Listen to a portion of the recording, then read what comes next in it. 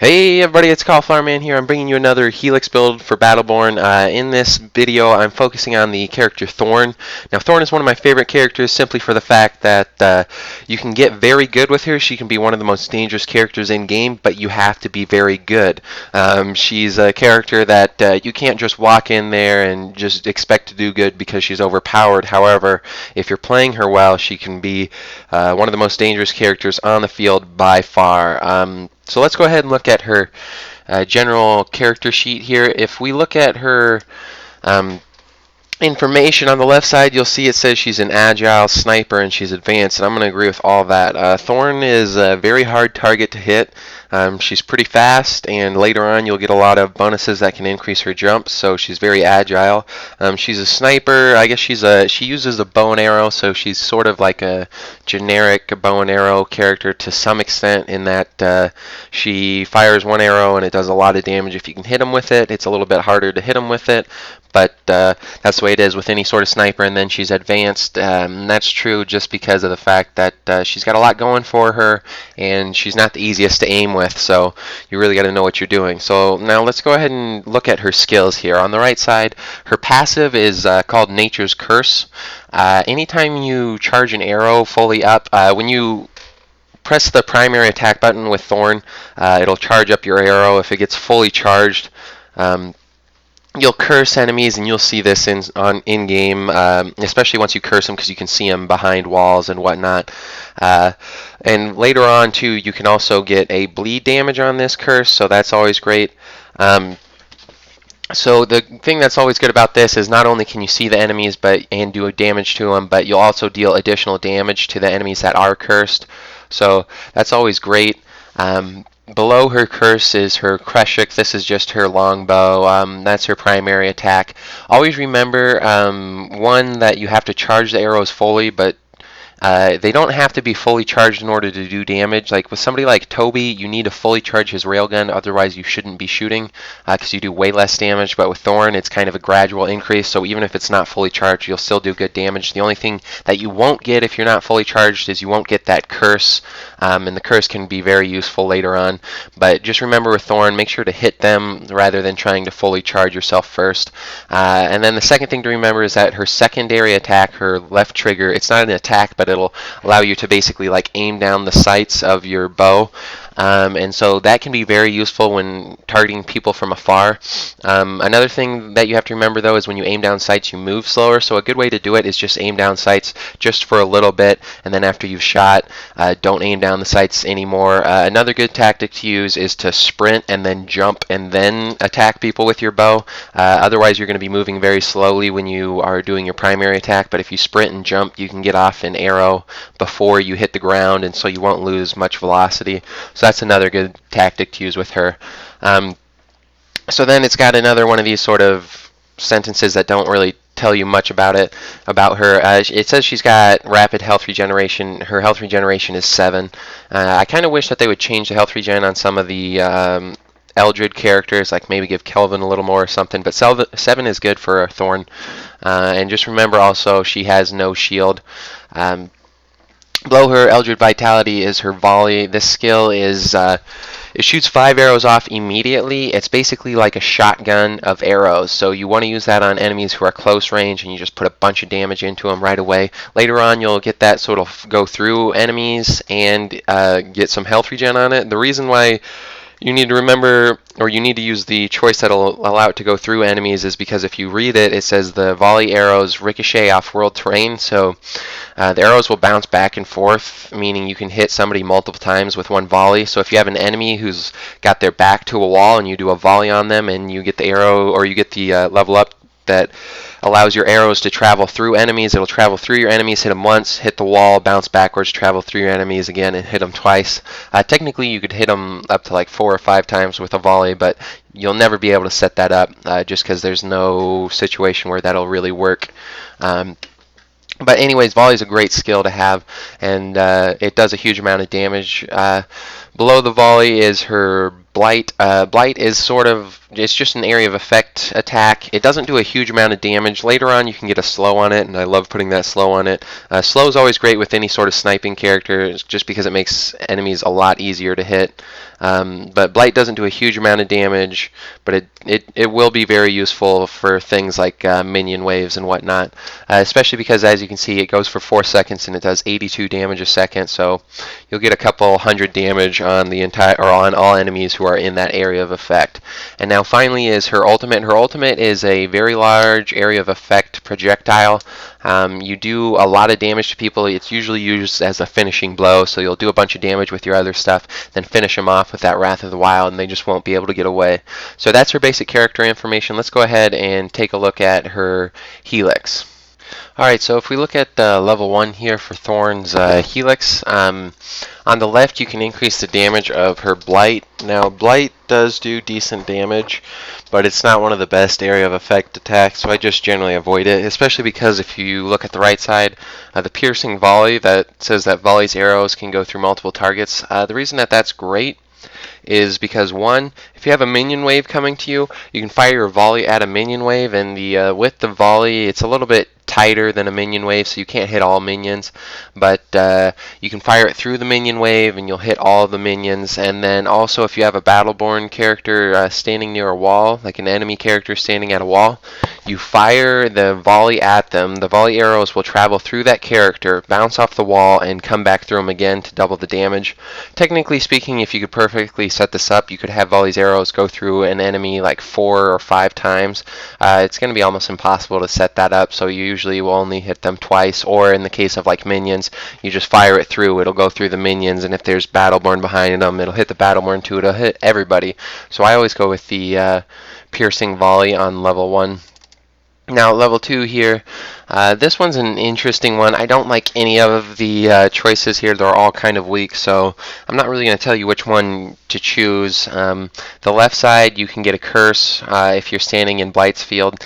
Curse is great. Later on, you're going to get a huge bleed damage for everything that is cursed, so that has a lot of potential. The only problem is you don't really touch Blight's field. You don't want to be in it. You're putting Blight down on enemies, and you attack people with Thorn from a distance, so it's not all that useful because of that. The center choice, you'll do extra damage on the final tick of Blight. I've said this before in other videos, Battleborn does their damage, or not their damage, their percentages wrong sometimes, so a 300% increase would be a quadrupling of the total damage. I don't know if that's how it actually turns out, just because I usually don't use this one, but it does do quite a bit of extra damage on the end. If it's a quadrupling, it's an extra 123 damage.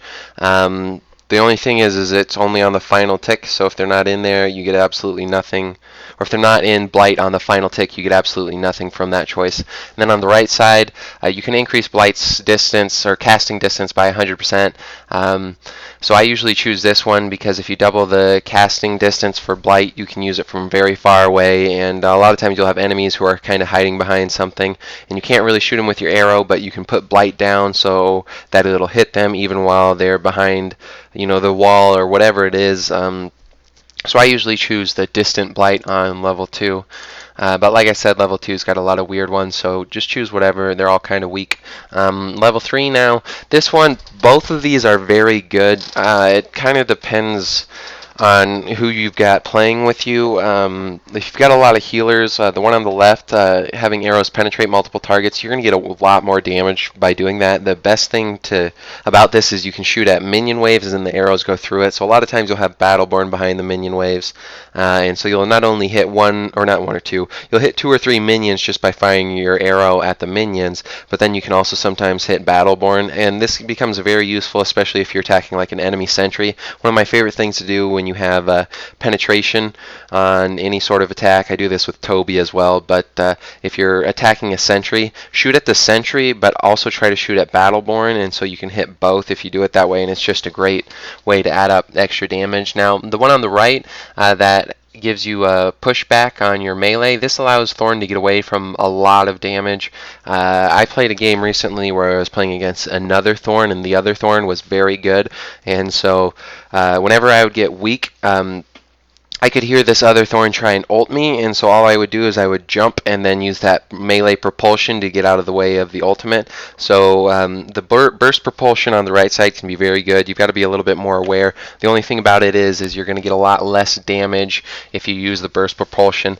I'm really kind of torn between these two. It just depends on the match which one I'm going to choose. Both of them are strong, but they both force you to play Thorn in a different manner. But let's go ahead and look at level 4 now. So on level 4, on the left side, you can have volleys, arrows, curse targets. Now this one is very underrated simply because the next level up you're going to get a bleed on curse. So let's say you use volley on an entire minion wave, and the bleed will be 144 damage. So if you hit 5 minions and then get a 144 bleed damage on that, you're going to get almost 700 extra damage just from the bleed. And the second thing that's real good about it is the bleed damage on curse keeps people's shields down, and the bleed damage, it's over like 8 seconds or something like that. So you can keep people's shields down, and that's great against a character like a Cleese or an Isaac, a Galt, anyone who has a very large shield. The bleed damage is great again. So I really like the curse on volley on the left side. The center choice, the splinter is no good because it ruins volley's ability to pass through enemies. So if you choose the splinter, you can't choose volley to go through enemies, and so I just feel like the splinter is just something you should always avoid. Now the right side, knockout, spelled with an N, just because it's talking about a knock, like as on a bow and arrow. But anyways, this one's always good if you're playing against a bunch of tanks, because tanks are a lot easier to hit a full volley on, and so it'll make your volley do a huge amount of damage. But like I said, the one on the left is very good. I would say Kreshik's Judgment is probably better, the left choice, than Knockout. However, when I first started playing, I only used Thorn's Knockout until I was told that that curse could have a bleed damage on it too, and so now I've been focusing on doing the bleed damage with Thorn. But level 5 now. This one on the left side, that increases the damage amplification of curse and the time period that it lasts. It's not really all that useful. The center choice gives you 100% shield penetration on cursed targets.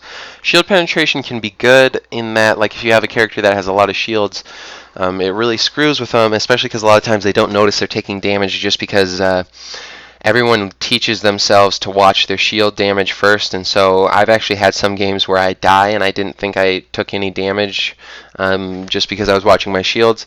So that can be useful, but the only problem with shield penetration is technically you don't actually get any extra damage from it, and it doesn't help your team. So if you don't get the kill and your team tries to help you get the kill, they still have to push through that enemy's shield. So it's only useful for Thorn herself. There is some use to it, but I don't really like it, especially because on the right side, this curse bleed damage is absolutely phenomenal, and if you're using curse on volley and on her arrows, you're going to rack up a huge amount of extra bleed damage. And like I said before, that shield penetration is only good on characters who have large shields. Well, the one thing that's great about bleed damage for 8 seconds is that it's something like 3 to 5 seconds for your shields to start recharging, 3 to 5 seconds where you don't take any damage. Well, if they're bleeding for 8 seconds, they have to take that bleed damage for 8 seconds, and then they have to wait the 3 to 5 seconds for their shield to recharge. So I always like to go with the bleed damage on this curse. It's really going to get you a lot of extra kills and a lot of extra damage, and it's going to slow the enemy team down quite a bit just because they won't get their shields back. Now level 6 on this one, the left side you can get slow on Blight, or the right side you can cool or lower the cooldown on volley. I almost always go with the slow on Blight simply because when you slow an enemy, they're a lot easier to hit, and secondly, this makes Blight far more effective against minions. Minions will only get hit by like 3 or 4 ticks if you hit it perfectly on them on a Blight, just because they'll walk through it, but if you slow them, they'll get hit by all of it, and that gives Blight a huge amount of extra damage that you can do to minions. And then slowing Battleborn characters is always good because it's hard to hit people with Thorn, but when they're slowed, it's a lot easier to hit them, so I almost always go with the slow. However, you can use the cooldown on volley simply because volley does, you're going to get your not most damage, you'll get most damage from the primary attack of Thorn, but volley will do more damage than any of the other skills you have with Thorn, so lowering its cooldown is great, but like I said, I usually prefer the slow, but you can make a good case for the volley. Now, level 7, the left side, you can increase the accuracy of Thorn's standard arrow attack. I don't know why you would do this. She's a very accurate sniper to begin with. I've never had any issues where I thought something should have hit where it didn't. So I've never actually chosen that choice, but I don't see why you would want it. The center one gives you shield penetration on arrow damage. Like I said before, shield penetration can be good, but it doesn't help out your team. So you can make a case for this sometimes, but I don't really like using shield penetration all that much generally. And then the right choice, the increase the height of Thorn's jump. This is great just because it allows you to get to a lot of places that other characters cannot. You literally double the height of Thorn's jump. She's hard to hit anyways, but if you're jumping around that high, people are going to have a huge problem trying to do any damage to you. So I almost always go with the increase height on Thorn's jump. Like I said, you can kind of make an argument for the shield penetration, but shield penetration is something that I think is a little bit overrated. But again, it just kind of comes down to your own personal preference. One thing to remember on the increased height or increased jump height is that some people it'll make your accuracy a lot worse, other people it'll make it better. It just kind of depends. For me, it makes my accuracy worse. However, I'm good enough with Thorn, I guess, that I'll still choose it, even though I know I'm going to do a little bit less damage, just because I know the enemy team is going to do almost no damage to me, especially if you're using that pushback. If you have the increased height on her jump and the pushback on her melee, you can get to incredible places. So a lot of times I'll do both of those with Thorn, and I'll just run around and have the enemy team try and follow me to different weird spots, and then I'll jump to places where they can't hurt me and just be a real pain. And that's the way I like to play her. The next one is level 8. So on level 8 here, you can either increase the duration of Thorn's Blight or give yourself a movement speed bonus. Both of these are good, but they're used in different ways. The increased effective duration on Blight, that's really only useful against minion waves, and I say this because if you're stuck in a Blight as a character, you're going to run out of it, so they're not going to be, like, enemy players are not going to be stuck in it for the full period. However, minions will get stuck in it just because they're AI, they're stupid, and that's the way it works. So if you increase the effective duration of Blight, it'll make it a lot more effective on minions. The right side, where you get a movement speed boost from Blight, this can be very useful when you're using Blight defensively. So let's say you have an enemy who's attacking you as Thorn, and they put some sort of slow on you, so you can't get away, you can't jump high, and you're kind of screwed, and it looks like you're going to die. Well, if you have a movement speed on Blight, and you already have the slow on it, you throw the Blight down at your feet, it slows the enemy behind you, gives you a movement speed, allows you to get away even if you're slowed, and so it's very good when used defensively. But like I said, if you choose the left one, you use it offensively against minions. The right one is used defensively when you're about to get killed, and especially if you've been slowed. So level 9 then, this one is another interesting one. It's hard to say which one's best. I usually go with the left choice just because it gives you regeneration on the arrows you do from volley. If you chose the extra 2 arrows on volley on, I think it's like level 4 or 3, I don't remember. But anyways, you can get up to, it's something like 340 healing because you'll have 7 volley arrows. But if you didn't choose that choice and instead you use the curse to get the bleed on volley, then you'll only have 5 arrows for this. But it'll still be 240 health regen after hitting someone with a full volley. So that's great.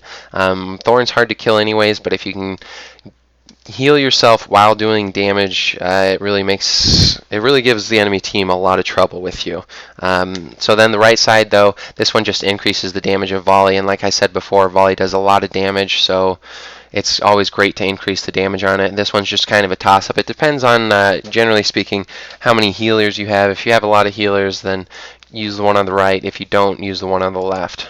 Then finally, for level 10, her final level, 2 of these really are not that great. The one on the left that bounces around for Wrath of the Wild. Wrath of the Wild has a very large area of effect, so you don't really want it to bounce around, or you don't need it to bounce around, let's put it that way.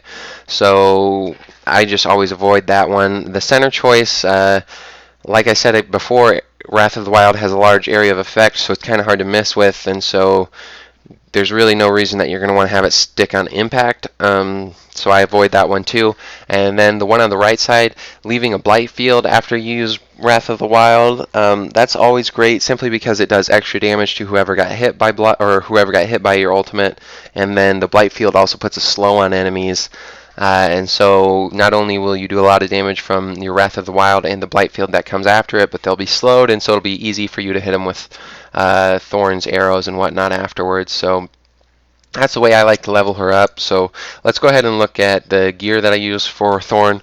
And again, the gear I've got for her, and I don't know if you guys have noticed this by now, but I don't use any epic gear or anything like that. There's two reasons for this. One, I don't feel like it's fair for new characters for you to use exotic gear, and I'm good enough at the Battleborn that if I really want to, I can pick up a team and I'll never lose a game, and that's just kind of boring for me. So I try to play what I call a gentleman's game, and that's real simple in that there's a couple characters who I won't choose, like Arendi, Galt. I don't use Toby anymore. I can't really think. There's like 4 or 5 characters that I don't use in the game. But the other thing that I don't use is epic gear. I'm not trying to say that you shouldn't use epic gear, but I just personally don't like to, because some of them you can get real incredible bonuses on them that I don't feel is fair for new characters. But the second thing is I always like to try and do a quick win. So if I do low cost gear, then I can spend the rest of my gear to level the rest of my shards to buy things and level myself up, and that gives me an advantage in the early game. And I don't like playing long games of Battleborn. I like to finish people off quick, so that's why I like to play them. But anyways, for my gear here, my first one is just it'll give me plus 21 health regen if I've been alive for 3 full minutes. There's a negative on my shield recharge rate, and that's just because Thorn has no shield. So if I'm alive for 3 minutes, I'll have a plus 21 health regen rate, and Thorn already has a plus 7 health regen rate, so that's plus 28 health regen. That's a lot of health regen. In 5 seconds, I heal 100, and so that's nuts. So I always like having high health regen on Thorn. My next one that I have here is it's another one that negates Thorn's shield. Like I said, Thorn has no shield, so that's great. It increases her skill damage. All of Thorn's skills do massive damage, so increasing that skill damage is great. It also has a secondary effect of increasing my health. I always like to increase the health on characters that have low health, and Thorn's one of those characters. The one thing that I love about this setup, though, is that I'm able to increase her health while also increasing her basic attack damage and skill damage.